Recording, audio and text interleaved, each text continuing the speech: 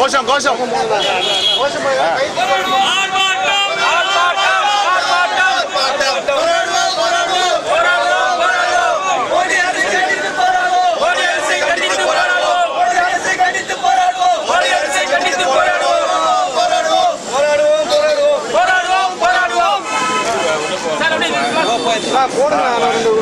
கோஷம் போடுங்க.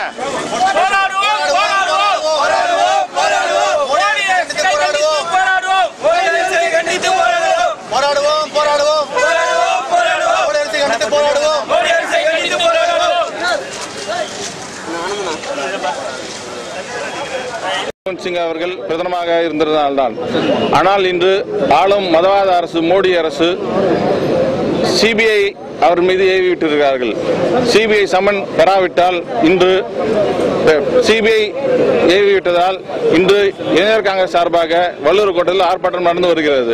இந்த சிபிஐ சமன் வாபஸ் பெறாவிட்டால் இந்த ஆர்ப்பாட்டம் இந்தியா முழுவதும் தொடரும் என்று உறுதியோடு கூறிக்கொள்கிறோம். அன்னை சோனியா காந்தி உத்தரவின் பேரில் டாக்டர் ராகுல் காந்தியின் உத்தரவின் பேரில் இந்த ஆர்ப்பாட்டம் அனைத்து மாநிலங்களிலும் நடந்து வருகிறது. இந்த ஆர்ப்பாட்டம் மிகவும் வலுப்பெறும் சிபிஐ வழக்கை திரும்பி பெறாவிட்டால். விஜய் இளஞ்செழியன், தமிழக இளைஞர் காங்கிரஸ் தலைவர்.